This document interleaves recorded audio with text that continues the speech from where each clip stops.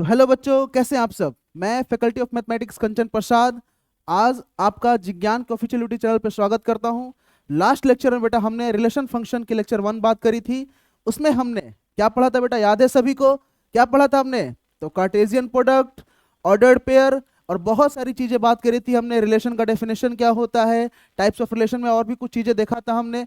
हमने कहा था लास्ट लेक्चर में बेटा कि आज हम बात करने वाले हैं किस चीज के बारे में, तो क्लासिफिकेशन ऑफ रिलेशन के बारे में बात करने वाले हैं।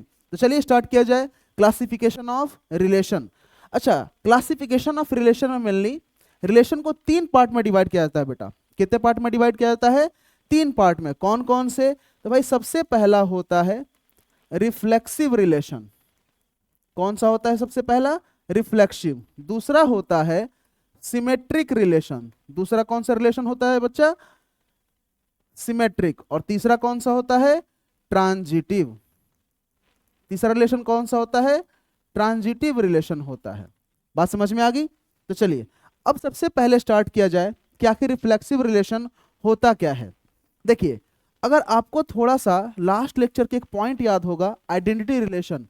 मैंने क्या कहा था कि if A belongs to element A belongs to set A, then any relation R is said to be identity relation for all A comma A lies in the relation और only A comma A exist। मतलब क्या है कि अपना element खुद से ही connect होना चाहिए और किसी से कनेक्ट नहीं होना चाहिए। तो रिफ्लेक्सिव रिलेशन भी कुछ उसी टाइप का होता है। रिफ्लेक्सिव रिलेशन भी कुछ उसी टाइप का होता है। क्या कहता है? देखिए ध्यान से, if A comma A belongs to R for all A belongs to set A, then relation R is called reflexive relation. Then relation R is called reflexive relation. क्या कहने का मतलब है कि जितने भी एलिमेंट्स हैं सेट ए में, ठीक है, उनका खुद से खुद का कनेक्शन होना जरूरी है।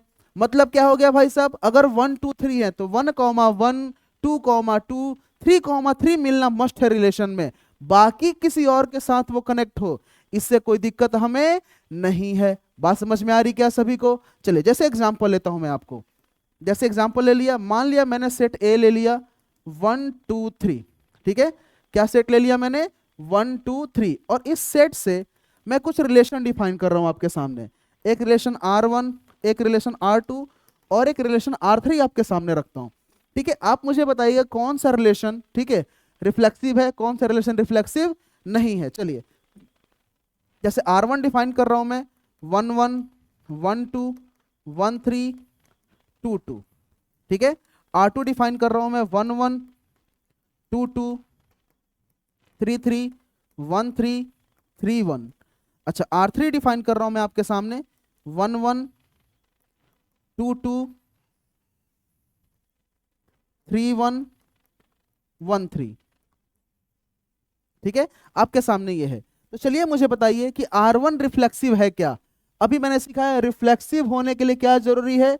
A कॉमा A होना जरूरी है रिलेशन में, ठीक है। तो चलिए अब 1 2 3 है यहाँ पर A में, तो क्या क्या मिलना चाहिए अपने को? 1 1 मिलना चाहिए, 2 2 मिलना चाहिए, 3 3 मिलना चाहिए हर एक रिलेशन में, तभी वो रिफ्लेक्सिव होगा। तो चलिए पहले में आइए, 1 1 है क्या? देखो तो जरा ढंग से, 1 1 है, हाँ है। अच्छा 2 2 है, हाँ है। क्या 3 3 है? नहीं है। इसमें क्या मिसिंग चल रहा है भाई साहब? 3 3 मिसिंग है सर। अगर 3 3 मिसिंग है तो क्या ये रिफ्लेक्सिव होगा? नहीं सर, R1 रिफ्लेक्सिव नहीं होना चाहिए। अब R2 पे आइए, 1 1 है, हाँ है। 2 2 है, हाँ है। 3 3 है, हाँ है। जितने भी सेट ए के एलिमेंट्स है उनका खुद से कनेक्शन होना जरूरी है। तो भाई इसमें है, तो क्या ये रिफ्लेक्सिव है क्या? हाँ सर, ये रिफ्लेक्सिव होना चाहिए। अच्छा थर्ड पे आइए, 1 1 है, हाँ है। 2 2 है, हाँ है। 3 3 है क्या? नहीं है। इसमें भी 3 3 मिसिंग चल रहा है। तो सर ये बताओ क्या ये रिफ्लेक्सिव होगा? तो आप बताओ रिफ्लेक्सिव होगा क्या ये? नहीं होगा, रिफ्लेक्सिव नहीं होगा। बात समझ में आ गई क्यों? क्योंकि भाई 3 3 मिसिंग चल रहा है इसमें। अच्छा यहीं पर एक नोट की बात आती है। कौन सी बात आती है? कि every identity relation is a reflexive but converse need not to be true। इसका मतलब क्या है, ध्यान से सुनिए कि हर एक आइडेंटिटी रिलेशन एक रिफ्लेक्सिव रिलेशन होता है, लेकिन हर एक रिफ्लेक्सिव रिलेशन आइडेंटिटी रिलेशन हो यह जरूरी नहीं है। क्यों भाई साहब? क्योंकि आइडेंटिटी रिलेशन में क्या कहता है कि ओनली खुद का खुद से कनेक्शन होना चाहिए। तो खुद का खुद से कनेक्शन है तो रिफ्लेक्सिव तो हो ही गया, लेकिन रिफ्लेक्सिव में क्या है भाई, खुद का खुद से होने के बाद भी, खुद का खुद से होने के बाद भी अदर से भी कनेक्शन हो सकता है। जैसे ही अदर से कनेक्शन हुआ ये आइडेंटिटी कभी नहीं होगा। तो इसीलिए कह रहा हूं कि every identity relation is a reflexive, but reflexive can not be या need not to be identity relation. जरूरी नहीं है कि रिफ्लेक्सिव आइडेंटिटी हो ही। बात समझ में आ गई क्या? चलिए अब बात करते हैं सिमेट्रिक रिलेशन। अच्छा, सिमेट्रिक समझ में आता है आपको? हाँ या ना? दिख रहा है क्या सिमेट्रिक? अच्छा, सिमेट्रिक जैसे स्ट्रेट लाइन में बात करते थे, याद है कि एक लाइन डाल दिया, इतना इस डिस्टेंस पर उतना ही उधर डिस्टेंस पर, सिमेट्रिक हो गया। क्वाड्रेटिक में बात करते हैं सिमेट्रिक रूट्स के बारे में, याद आ रही है सबको? तो भाई साहब यहाँ रिलेशन में सिमेट्रिक थोड़ा सा हटके होता है।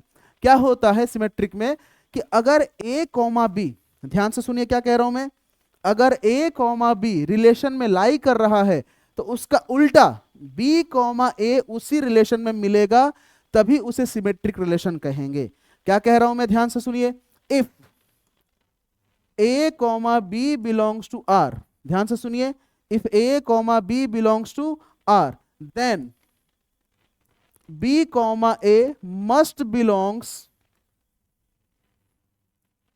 to the same relation, must belongs to the same relation for all a comma b belongs to R, then R is called symmetric relation, then R is called symmetric relation. क्या कहा मैंने कि जितने भी a कॉमा बी, जैसे 1 comma 3 है उसे corresponding क्या मिलना चाहिए, 3 कॉमा 1। मैंने कहा 2 कॉमा 1 है तो उसे कोरस्पॉन्डिंग क्या मिलना चाहिए, 1 कॉमा 2। मैंने कहा 1 कॉमा 3 है तो उसके कोरस्पॉन्डिंग क्या मिलना चाहिए, 3 कॉमा 1। मैंने कहा 2 कॉमा 5 है तो उसके कोरस्पॉन्डिंग क्या मिलना चाहिए, 5 कॉमा 2। तो जितने भी ऐसे ऑर्डर्ड पेयर हैं उनका अपोजिट मिलना चाहिए, तभी जाकर क्या होगा, वो सिमेट्रिक रिलेशन होगा।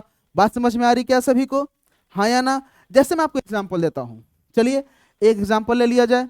मैं आपके सामने एग्जांपल रखता हूं, एक सेट ए है 1 2 3। अब आपको देख के बताना है कि कौन सा रिलेशन सिमेट्रिक रिलेशन है और कौन सा रिलेशन सिमेट्रिक रिलेशन नहीं है। बात समझ में आ गया क्या? जैसे मैंने कहा एक रिलेशन R1 डिफाइन कर रहा हूं सेट ए पर, 1 1 1 2 1 3 3 1। अच्छा, एक रिलेशन R2 डिफाइन किया मैंने, 1 2 1 1 3 1 2 1 1 3। ठीक है, एक रिलेशन R3 डिफाइन किया मैंने, 1 1 3 3 2 2 1 3 3 1। तो चलिए भाई बताइए आप मुझे कि R1 R2 R3 में कौन कौन सा रिलेशन है जो रिफ्लेक्स सिमेट्रिक होगा, कौन सा रिलेशन सिमेट्रिक नहीं होगा। तो चलिए देखिए क्या कहा है मैंने कि for all a comma b, b comma a भी रिलेशन में लाई करना चाहिए। अच्छा, तो 1 1 है, कोई दिक्कत नहीं भाई, 1 1 हो सकता है। अच्छा 1 2 है तो 1 2 के कोरस्पॉन्डिंग 2 1 एग्जिस्ट करना चाहिए। क्या 2 1 एग्जिस्ट कर रहा है क्या इस रिलेशन में? नहीं भाई साहब। तो क्या कहा हमने कि 2 1 सर जी मिसिंग है इसमें। अगर मिसिंग है तो ये सिमेट्रिक नहीं हो सकता। मिसिंग है तो 2 1 तो सिमेट्रिक नहीं हो सकता। अच्छा 1 3 के कोरस्पॉन्डिंग 3 1 है, यहां से तो बात कर रहा है, लेकिन 1 2 के कोरस्पॉन्डिंग 2 1 नहीं है तो सिमेट्रिक नहीं होगा। चलिए जी अब R2 में आइए, 1 2 के कोरस्पॉन्डिंग 2 1 है क्या? हाँ है। वो 3 1 के कोरस्पॉन्डिंग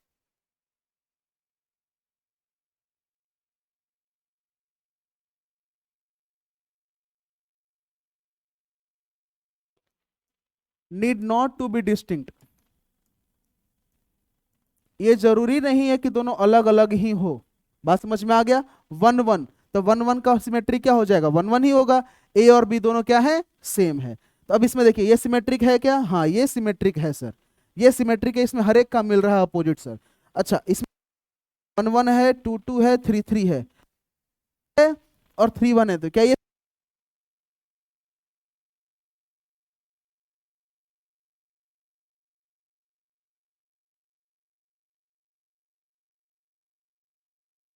का मतलब क्या हो गया? अगर रिलेशन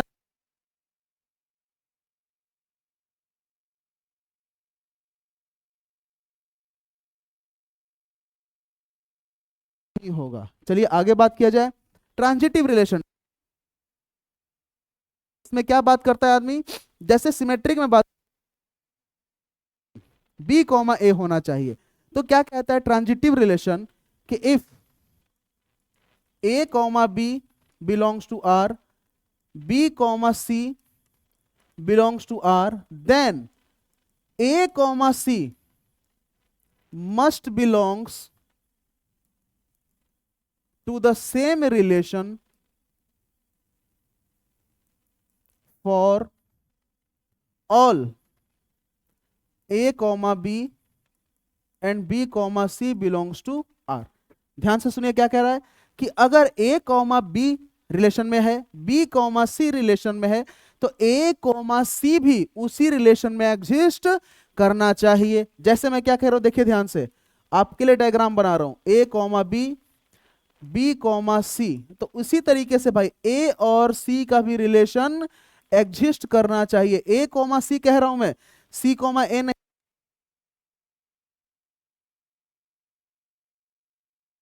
अदरवाइज ट्रांजिटिव नहीं होगा। जैसे मैं आपसे कहता हूं, ध्यान से सुनिए क्या कह रहा हूं मैं, जैसे 1 2 रिलेशन में है, 2 3 रिलेशन में, तो बताओ क्या मिलना चाहिए कि ट्रांजिटिव हो जाए उसी रिलेशन में? क्या मिलना चाहिए? 1 3 एग्जिस्ट करना चाहिए। क्या एग्जिस्ट करना चाहिए? 1 3 एग्जिस्ट करना चाहिए, क्योंकि 1 कॉमा 2 है, 2 कॉमा 3 है, तो 1 कॉमा 3 अगर उसी रिलेशन में मिलता है तो ये ट्रांजिटिव आसानी से हो जाएगा। बात समझ में आ रही क्या? यहां पर भी वही बात, क्या कि a b c need not to be distinct, तीनों अलग अलग हो ये जरूरी नहीं है। अगर 1 1 है तो 1 1 आपस में ट्रांजिटिव हो गया, ए भी 1 है, बी भी 1 है, सी भी 1 है। बात समझ में आ रही क्या आप सभी को? हाँ या ना बताइए, क्लियर है यहां तक? अच्छा इसका एग्जांपल ले लेते हैं, जैसे भाई वही पुराना एग्जांपल लेके चलता हूं, आपके सामने दिखाता हूं। सेट ए मान लिया 1 2 3, चलिए एक रिलेशन R1 देता हूं आपके सामने में, 1 1 1 2 1 3 3 1 3 2। ठीक है, आप मुझे बताइए क्या ये रिलेशन ट्रांजिटिव है क्या? तो चलिए अब बात करते हैं। 1 1 ए बी, ठीक है, बी सी, देखिए ध्यान से 1 1 है, 1 2 है, ठीक है, तो 1 2 के करस्पॉन्डिंग 1 2 एग्जिस्ट करना चाहिए। बी और सी है भाई साहब, तो ए और सी, तो 1 2 एग्जिस्ट कर रहा है। 1 1 है, 1 3 है, ये भी हो गया। अच्छा अब देखिए 1 2 है और 2 के साथ कोई रिलेशन है क्या? नहीं है। 1 3 है, 3 1 है, तो रिफ्लेक्सिव है भाई साहब, रिफ्लेक्सिव कर रहा हूं, ट्रांजिटिव है यहां तक। अच्छा 3 2 है, तो 1 3 है, 3 2 है, 1 2 है क्या? हाँ 1 2 है। देखिए भाई साहब इन दोनों के हिसाब से, इसके हिसाब से, इसके हिसाब से बात कर रहा हूं मैं। और फिर देखिए 1 3 है, 3 2 है, तो ए बी, बी सी, तो ए सी मिलना चाहिए। 1 2 एग्जिस्ट कर रहा है क्या? हाँ 1 2 एग्जिस्ट कर रहा है, तो ट्रांजिटिव होगा। अब इन दोनों के हिसाब से चला जाए, ए बी बी सी, तो 1 3 3 1, तो 1 1 है क्या ग्रुप में? हाँ जी 1 1 भी रिलेशन में है, तो ट्रांजिटिव है क्या सर? हाँ सर बिल्कुल ट्रांजिटिव है। क्यों ट्रांजिटिव है समझ में आ गया क्या? क्योंकि ए कॉमा बी, बी कॉमा सी एग्जिस्ट कर रहा है, उसके करस्पॉन्डिंग उसी रिलेशन में ए कॉमा सी भी एग्जिस्ट कर रहा है। बात समझ में आ गई सभी को? हाँ या ना? क्लियर है? चलिए आगे बढ़ा जाए। अब है इक्विवेलेंस रिलेशन। चलिए इक्विवेलेंस रिलेशन क्या होता है इस पे बात कर लिया जाए। या जो भी रिलेशन, तीनों ही रिलेशन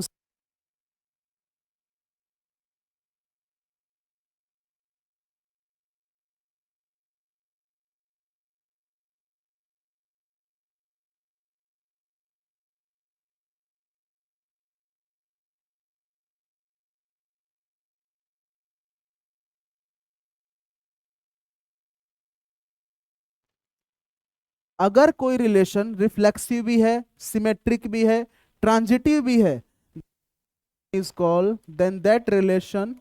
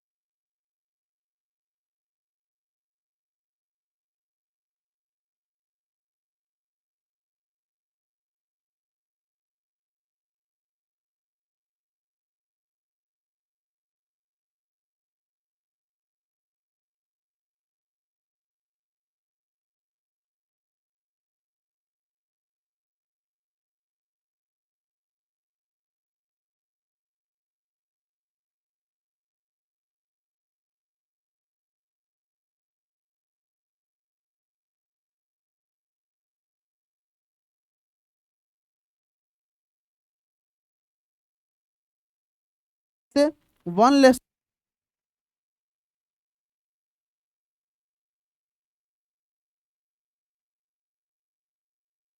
देन थ्री होगा भाई साहब? हाँ सर ये होगा। One less than two, two less than three, तो वन लेस देन थ्री होगा क्या? बिल्कुल होगा। तो ये ट्रांजिटिव होगा, रिफ्लेक्सिव और सिमेट्रिक नहीं होगा। बात समझ में आ गई सभी को? चलिए आगे बढ़ा जाए। आपके सामने क्वेश्चन है, consider the relations on the set of real numbers. आपके पास एक रिलेशन एस दे रखा है और एक रिलेशन टी दे रखा है।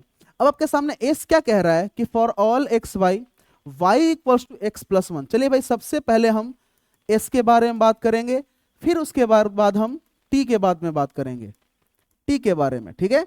यहाँ एस के बारे में बात करेंगे, उस साइड हम टी के बारे में बात करेंगे।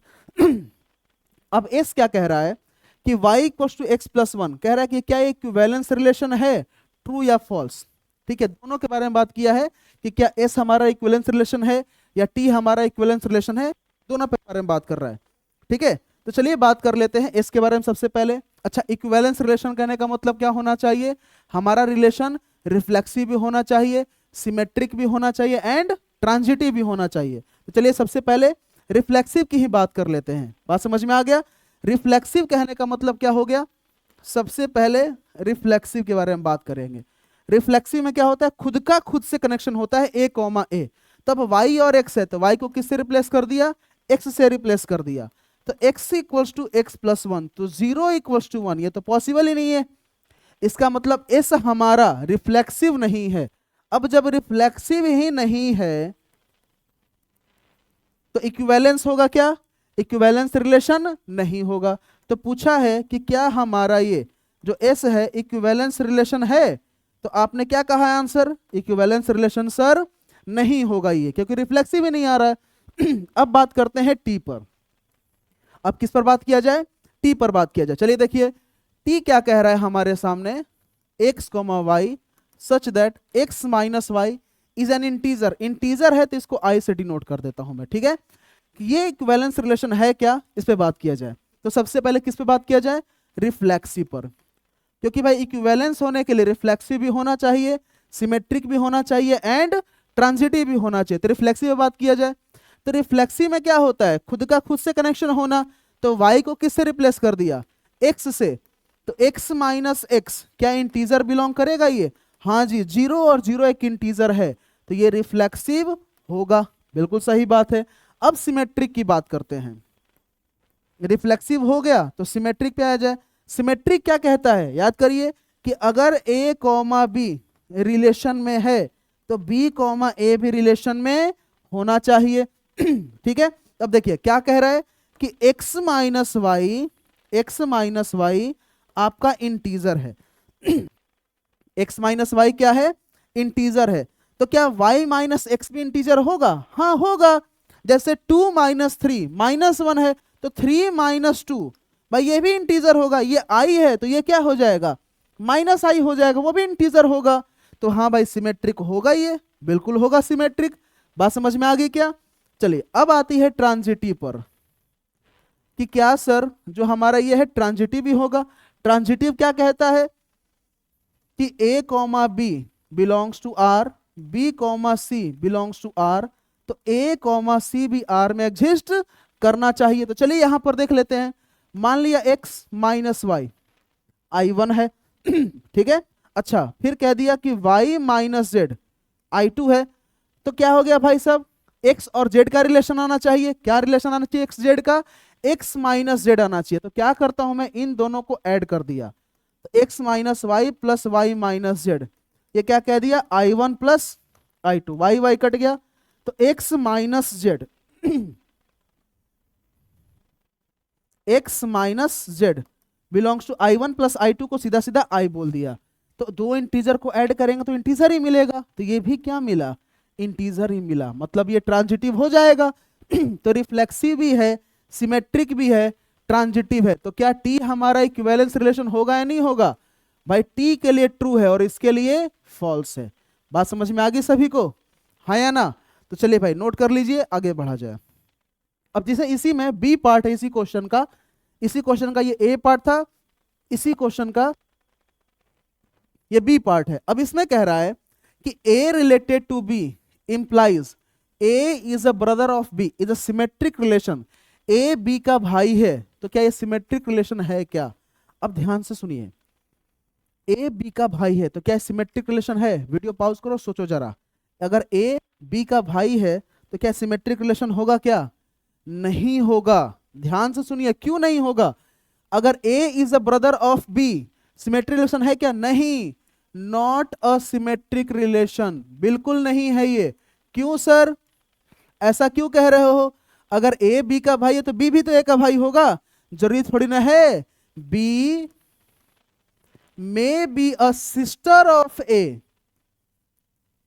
बी क्या हो सकती है, सिस्टर हो सकती है ए का। ए लड़का हो जाए, बी लड़की हो जाए, तो ए तो बी का भाई हो गया, लेकिन बी ए का भाई नहीं है। अगर यहीं पर क्वेश्चन में कह देता कि a is a cousin of b, तो क्या सिमेट्रिक रिलेशन होता, हाँ होता। अब जेंडर फर्क नहीं पड़ता। बात समझ में आ गई। चलिए अब नेक्स्ट क्वेश्चन है कि given the relation R equals to 1 to 2 3 on the set of A 1 2 3, आपसे पूछ रहा है कि then max minimum number of ordered pairs which can be added to make it an equivalence relation. कैसा relation बनाना है इसे, इक्विवेलेंस रिलेशन बनाना है आर को, जिसमें आर में पहले क्या दे रखा आपके सामने, 1 2 2 3। तो अब जरा सोचिए कि किसी भी रिलेशन अगर हमें इक्विवेलेंस बनाना है तो क्या होना चाहिए, रिफ्लेक्सिव होना चाहिए, सिमेट्रिक होना चाहिए, ट्रांजिटिव होना चाहिए। क्या क्या होना चाहिए, लिख लेते हैं साइड में हम लोग, रिफ्लेक्सिव होना चाहिए, सिमेट्रिक होना चाहिए, और साथ में और क्या क्या होना चाहिए, ट्रांजिटिव होना चाहिए। तीनों सेटिस्फाई करना चाहिए। बात समझ में आ गई। तो चलिए सबसे पहले रिफ्लेक्सिव की बात की जाए। अब आर में जो था हमारे पास, ठीक है, ये 1 2 2 3 था। अच्छा मैं क्या करता हूं, थोड़ा सा पेन चेंज कर लेता हूं ताकि आपको समझ में आएगा क्या ऐड किया है मैंने। अब रिफ्लेक्सिव होने के लिए मैंने क्या बताया था खुद का खुद से कनेक्शन होना मस्ट है। तो ए में जितने भी एलिमेंट्स हैं उनका खुद से खुद का कनेक्शन होना जरूरी है। तो 1 1 2 2 3 3 कनेक्ट कर दिया हमने। बात समझ में आ गई। अब चलिए, अब रिफ्लेक्सिव तो बना दिया हमने, अब क्या बनाना है, हमें सिमेट्रिक बनाना है। तो सिमेट्रिक के लिए क्या बताया था कि a कॉमा बी है तो b कॉमा ए होना चाहिए। अब देखिए, जैसे 1 कॉमा 2 है तो इसके कोरस्पॉन्डिंग क्या मिलना चाहिए, 2 कॉमा 1 मिलना चाहिए। 2 कॉमा 3 है तो इसके कोरस्पॉन्डिंग क्या मिलना चाहिए, 3 कॉमा 2 मिलना चाहिए। बात समझ में आ गई क्या। अब क्या ये रिफ्लेक्सिव भी हो गया, सिमेट्रिक भी हो गया। 1 2 के कोरस्पॉन्डिंग 2 1, 2 3 के कोरस्पॉन्डिंग 3 2 हो गया। अब बात कर लेते ट्रांजिटिव है क्या। चलिए भाई, ट्रांजिटिव पे बात कर लिया जाए। देखिए ध्यान से, अच्छा 1 2 है 2 3 है, देखिए ध्यान से 1 2 है 2 3, इन दोनों को ले रहा हूं मैं। 1 2 है ए बी बी सी, तो इसके कोरस्पॉन्डिंग 1 3 मिलना चाहिए ट्रांजिटिव के लिए। तो 1 3 नहीं है तो 1 3 ऐड कर दिया, लेकिन जैसे ही 1 3 ऐड किया सिमेट्रिक नहीं रह गया। देखो, क्योंकि 1 3 के कोरस्पॉन्डिंग 3 1 नहीं मिल रहा है, तो क्या ऐड करना पड़ेगा आपको, 3 1 भी ऐड करना पड़ेगा ताकि सिमेट्रिक भी रहे साथ में। अब देखिए सिमेट्रिक हो गया, दिख रहा है सबको, रिफ्लेक्सिव भी हो गया, सिमेट्रिक भी होगा। अब ट्रांजिटिव की बात कर लेते हैं। तो 1 2 2 3 से 1 3 मिल गया। अच्छा और कोई देखिए 1 2 का या 2 3 का, 2 3 का 3 3 से बिल्कुल है, 2 3 का 3 2 से है, 2 3 का, ठीक है 3 से कौन से स्टार्ट हो रहा है, 3 1, तो 2 1 एग्जिस्ट कर रहा है क्या, हाँ है। अब सभी के सभी मिल रहे हैं, तो कितने एलिमेंट्स आपने ऐड किया, 1 2 3 4 5 6 7, तो minimum number of ordered pairs कितने ऐड किए हमने, 7 ऑर्डर्ड पेयर्स हमने अपने तरफ से ऐड किया इसे इक्विवेलेंस बनाने के लिए। अब चलिए एक और क्वेश्चन कर लेते हैं। क्वेश्चन में दिया है कि let L be the set of all straight lines in Euclidean plane. ठीक है, 2 lines L1 and L2 are said to be related by the relation if L1 is parallel to L2। L1 कैसा है, L2 के parallel है, then relation R is. अच्छा ये हमारा line 1 है, ये हमारा लाइन 2 है। अब ध्यान से सुनिए क्या कह रहा है कि L1 और L2 क्या क्या हो सकते हैं, रिफ्लेक्सिव भी है, सिमेट्रिक है, ट्रांजिटिव है, इक्विवेलेंस है, क्या क्या हो सकता है। तो सबसे पहले बात कर लेते हैं, दे रखा है इन्होंने कि L1 पैरेलल टू L2, तो सबसे पहले रिफ्लेक्सिव की बात कर लेते हैं कि रिफ्लेक्सिव है क्या। सबसे पहले रिफ्लेक्सिव, तो रिफ्लेक्सिव में क्या कहा था कि भाई A कॉमा ए मिलना चाहिए। तो क्या हर एक लाइन खुद के पैरेलल नहीं होता है, होता है ना भाई जी, हर एक लाइन खुद के पैरेलल। बात समझ में आ गई, तो रिफ्लेक्सिव तो होगा ही होगा। अच्छा अब सिमेट्रिक की बात कर लेते हैं। सिमेट्रिक क्या कहता है कि A कॉमा बी है तो B कॉमा ए भी मिलना चाहिए। हमें पता है ये चीज कि अगर L1 L2 के पैरेलल है तो L2 भी L1 के पैरेलल होगा, ये तो वेल नोन चीज है, तो सिमेट्रिक भी है। ट्रांजिटिव की बात कर लेते हैं। ट्रांजिटिव अगर A comma b B comma c relation में, तो A कॉमा सी रिलेशन में मिलना चाहिए। तो अगर मैं कहूं आपसे कि L1 पैरेलल है L2 के, L2 पैरेलल है L3 के, जैसे यहां पर L3 दे दिया, तो वेल नोन क्वांटिटी है कि L1 और L3 भी आपस में पैरेलल होंगे, तो ये ट्रांजिटिव भी हो गया। और ट्रांजिटिव हो गया तो इक्विवेलेंस भी हो गया। बात समझ में आई क्या सभी को, हाँ या ना। तो चलिए अब लेक्चर 3 में हम फंक्शन क्या होता है, उसके डोमेन, रेंज और ये सब सारी चीजें बात करेंगे। क्लियर है सभी को। चलिए मिलते हैं बेटा फिर से एक बार, थैंक यू।